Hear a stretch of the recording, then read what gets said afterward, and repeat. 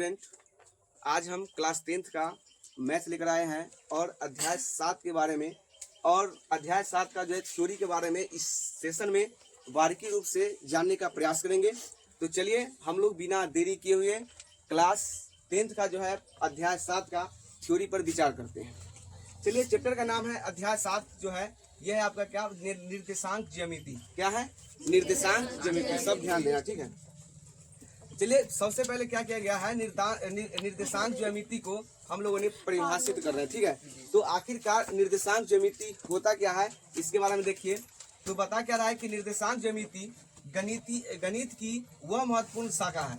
मतलब ये जो चैप्टर है, ठीक, ये चैप्टर गणित का एक मुख्य शाखाएं है जिसमें समतल आकृति पर क्या, समतल आकृति। देखिए, ये जो एक रेखा खींची गई है और एक ये रेखा खींची गई, ठीक है। तो इस आकृति पर क्या होगा कि बहुत सारे बिंदु दी जाएगी और उस पर जो है कि बीच की दूरी पूछेगा, विभाजन सूत्र का यूज करके पूछेगा, बहुत सारी चीज जो है इसमें बनाने को मिलेगा। तो जिसमें समतल आकृति पर बने बिंदुओं की स्थिति, जो समतल है, ये समतल आकृति है, इस पर जो है जो कुछ बिंदु स्थित होगी, उस बिंदु कहाँ पे स्थित है, ठीक है, उस स्थिति को दो संख्या के जोड़े के रूप में परिभाषित करते हैं। जैसे मान लीजिए कि अगर कोई बिंदु अगर यहाँ पे स्थित है, ठीक है ना, तो इस बिंदु का स्थिति क्या होगा। तो देखिए, एक्स अक्ष इधर कितना है, -2 है, तो -2, और वाई अक्ष कितना है, 2 के साइड में है, तो क्या हो जाएगा, -2, हो जाएगा। तो इस बिंदु का जो स्थिति होगा क्या होगा, -2, होगा, ठीक है। तो इस प्रकार से हम क्या करेंगे कि इस चैप्टर में जो है इसी प्रकार के प्रश्न को जानने का प्रयास करेंगे। और ये चैप्टर बोर्ड एग्जाम के दृष्टि से काफी महत्वपूर्ण है, क्योंकि हर साल एग्जाम में इस चैप्टर से जो है 2-3 क्वेश्चन आता ही है, ठीक है। तो चलिए इस चैप्टर को बेहतर तरीका से स्टडी करते हैं। फिर देखिए आगे क्या कर रहा है कि ये जो संख्या के, जैसे किसी भी बिंदु के अगर हमको निर्देशांक निकालना है तो उसके लिए 2 संख्या के जुड़ा होता है। संख्या क्या, 2 जुड़ा होता है, जिससे पहले x अक्ष रहता है और फिर बाद में क्या रहता है, y अक्ष रहता है, ठीक है। अब देखिए ये जो जुड़ाए हैं 2,8 जो लिए हैं, तो ये जो संख्या के जोड़े होते हैं, इसी बिंदु की स्थिति को हम बिंदु निर्देशांक कहते हैं। और इसी चीज को क्या कहा जाता है, बिंदु निर्देशांक कह देते हैं। कि अगर यहाँ पे जो हमने बताया था कि -2,2 हो गया इस बिंदु का स्थिति, ठीक है, तो इस बिंदु का जो निर्देशांक होगा वो क्या होगा, -2,2 होगा, ठीक है। चलिए अब आगे समझने का प्रयास करते हैं। देखिए यहाँ पे क्या है कि 2 रेखाएं खींची गई है। कितना रेखा खींची गई है, 2 रेखाएं खींची गई है। एक रेखा जो है आपका क्या है, x और x डैश, और दूसरा y और y डैश है, ठीक है।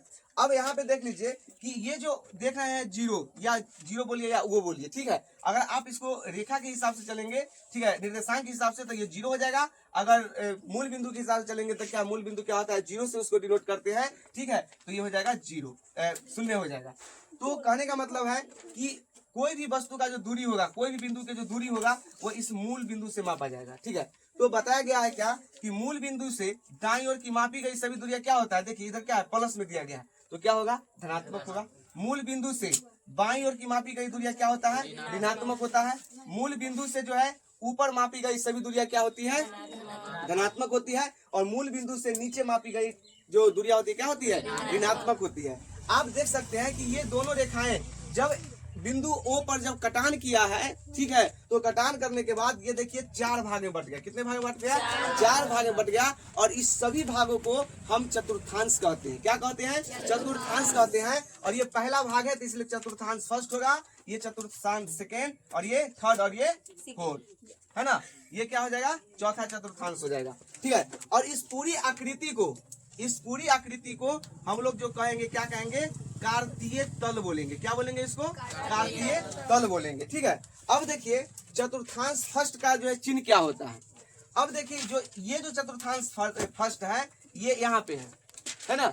चतुर्थांश जो पहला है कहाँ है, यहाँ पे है। अब देखिए कि कोई भी वस्तु का जो निर्देशांक कोई भी बिंदु का जो निर्देशांक लिखते हैं, उसे पहले क्या करते हैं, x अक्ष का लिखते हैं, और बाद में क्या करते हैं, y अक्ष का लिखते हैं, यही ना लिखते हैं। अब देख लीजिए कि ये जो अगर चतुर्थांश फर्स्ट में जो वस्तु स्थित है, कैसे पता करेंगे कि कौन वस्तु कहाँ स्थित है, किस चतुर्थांश में स्थित है। तो देखिए चतुर्थांश फर्स्ट में देखिए x अक्ष का पॉजिटिव है और y अक्ष का पॉजिटिव है। तो चतुर्थांश जो पहला है उसमें उसका मतलब कि चिन्ह जो होगा क्या हो जाएगा, प्लस, चतुर्थांश जो द्वितीय है, दूसरा जो चतुर्थांश है वो देखिए एक्स अक्ष के माइनस है तो माइनस दिया गया, और वाई अक्ष कथी है प्लस है तो माइनस प्लस। चतुर्थांश जो तीसरा है वो देखिए एक्स अक्ष के किस भाग के अंतर्गत आता है, माइनस के, और वाई अक्ष के माइनस के, तो माइनस कॉमा माइनस हो गया। मतलब चौथा जो चतुर्थांश है वो देख लीजिए एक्स अक्ष से कहाँ पर स्थित है, पॉजिटिव तो प्लस, और वाई अक्ष के नेगेटिव तो माइनस, तो प्लस कॉमा माइनस। कभी कभी आपको बाय ऑब्जेक्टिव एक क्वेश्चन पूछ लेता है कि बताइए कि 5 कॉमा माइनस 4, 5 कॉमा माइनस 4 किस चतुर्थांश में स्थित है कि नहीं। क्वेश्चन आपको ऑब्जेक्टिव पूछेगा कि 5 कॉमा माइनस 4 जो है किस चतुर्थांश में स्थित है, तो उस जगह पे आपका जो है सही आंसर क्या होगा। तो देखिए पहले देखिए साइन, देखिए पहले क्या है प्लस है और बाद में क्या है माइनस। देखिए प्लस माइनस कौन है, प्लस माइनस ये, यानी कि 5 कॉमा माइनस 4 किस चतुर्थांश में स्थित बिंदु है, चौथा चतुर्थांश है कि नहीं। इसी प्रकार से आपसे जब क्वेश्चन दूसरा पूछ लेगा, मान लीजिए कि 8 कॉमा 4 किस चतुर्थांश में स्थित है, तो किस चतुर्थांश में है, प्रथम है। इसी प्रकार से आपसे पूछेगा क्या कि माइनस 2 कॉमा 3 किस चतुर्थांश में स्थित है, बताइए दूसरा चतुर्थांश, पहले माइनस बाद में प्लस, माइनस प्लस। फिर यहाँ पे पूछ रहा है कि माइनस 3 कॉमा माइनस 4 किस चतुर्थांश में स्थित है, तो क्या हो जाएगा, जब दोनों माइनस है तो चतुर्थ मतलब तीसरा चतुर्थांश में है कि नहीं। तो कहने का मतलब है कि ये सब क्वेश्चन आपको हो सकता है बाय ऑब्जेक्टिव बोर्ड एग्जाम में पूछा जाएगा, ठीक है। अब चलिए यहाँ पे जो देख रहे हैं क्या एक्स ओ एक्स डैश, इसको क्या बोला जाता है, तो देखिए एक्स ओ एक्स डैश को हम क्षैतिज रेखा बोलते हैं, क्या बोलते हैं, देखिए इसको हम क्षैतिज रेखा भी कह सकते हैं, एक्स अक्ष भी कह सकते हैं, एक्स निर्देशांक भी बोल सकते हैं, और भुज भी बोल सकते हैं, क्या बोल सकते हैं, भुज। देखिए ये जो एक्स ओ एक्स डैश है ना, इसको क्या क्या कहा जाएगा, क्षैतिज अक्ष बोला जाएगा, एक्स अक्ष बोला जाएगा, भुज बोला जाएगा, और एक्स निर्देशांक बोला जाएगा, ठीक है। जबकि ये जो वाई ओ वाई डैश है ना, वाई ओ वाई डैश है, तो ये रेखा को क्या बोला जाएगा, तो इसको बोला जाएगा ऊर्ध्वाधर अक्ष बोला जाएगा, लंबवत अक्ष बोला जाएगा, वाई अक्ष बोला जाएगा, या वाई निर्देशांक बोला जाएगा, या कोटि बोला जाएगा, ठीक है।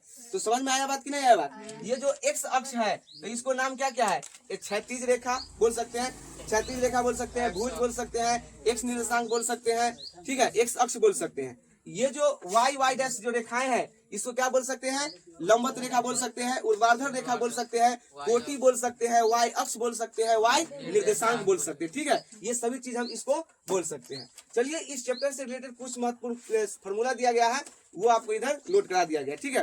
देख लीजिए पहला है कि मूल बिंदु के निर्देशांक क्या होता है। अच्छा एक चीज बताइए, ये जो देख रहे हैं 0, इसी को क्या बोला जाता है, मूल बिंदु बोला जाता है, क्या बोला जाता है, मूल बिंदु। अब बताइए कि निर्देशांक लिखने के लिए हमको कोई भी वस्तु या बिंदु के एक्स अक्ष और वाई अक्ष पर जो स्थित है उसी से हम निकालते हैं। अभी मूल बिंदु है तो देखिए एक्स अक्ष से कोई कहाँ पर है, 0 पर है तो 0 हो जाएगा, और वाई अक्ष से कहाँ पर है, 0 पर है तो 0 हो जाएगा, तो 0,0 हुआ, क्या हुआ 0,0, यानी कि मूल बिंदु के जो निर्देशांक होता है क्या होता है, 0,0 होता है। आया बात समझ में, पहला फॉर्मूला था ये, ठीक है। दूसरा फॉर्मूला है कि एक्स अक्ष पर स्थित किसी बिंदु का निर्देशांक क्या होता है, x,0 होता है। अब कैसे होता है इसे देखिए, मान लीजिए सपोर्ट कीजिए कि जो कोई बिंदु है वो एक्स अक्ष के तीसरा बिंदु पर है, तो देखिए एक्स अक्ष पर स्थित है नहीं बिंदु है, मान लीजिए कि ये बिंदु क्या यहाँ पे स्थित है, एक्स अक्ष पर स्थित है, तो इसका निर्देशांक क्या हो जाएगा, तो निर्देशांक लिखने के लिए क्या पहले एक्स अक्ष के वैल्यू उसके बाद वाई अक्ष के, यही ना होता है। तो अब कोई बिंदु अगर एक्स अक्ष पर स्थित है, यहाँ पर स्थित है, तो एक्स का वैल्यू क्या है 3, और वाई और ये बिंदु वाई अक्ष के कथी के सामने है, तो देखो इसके सामने जाओगे तो कहाँ 0 ना, तो 0, यानी कि ये जो 3 वैल्यू है किसका दिया गया है, एक्स का ना, x,0। आपको देखिए एक्स अक्ष पर स्थित किसी बिंदु का जो निर्देशांक होता है क्या होता है, x,0 होता है, क्या होता है, x,0। उसके बाद देख लीजिए कि तीसरा फॉर्मूला बता रहा है कि y अक्ष पर स्थित किसी बिंदु का निर्देशांक y,0। सपोज कीजिए कि जो 2 है y अक्ष के जो दूसरा नंबर जो बिंदु है यहाँ पर कोई वस्तु जो है स्थित है, ठीक है, और इसका हमको क्या करना है, निर्देशांक निकालना है। तो देखिए कि अब यहाँ पर देख लीजिए कि ये जो बिंदु है ना, ये x अक्ष के कहाँ पर स्थित है, तो देख लीजिए कहाँ पर है, 0 के, तो क्या हो जाएगा 0, ठीक है, और y के कहाँ पर 2 पर है, तो 0,2, तो 2 है क्या, y अक्ष के मानना है तो y, तो 0,y हो जाएगा। तो यहाँ पे गलती हो गया ना, पहले 0 और फिर कथी होगा y, यानी कि y अक्ष पर स्थित किसी बिंदु का जो निर्देशांक होगा वो 0, क्या होगा y होगा। कैसे होगा समझ में आ रहा है ना। चलिए आगे देख लीजिए, मूल बिंदु से किसी बिंदु की दूरी जो होता है वो x² प्लस y² है, क्या x² प्लस y² है।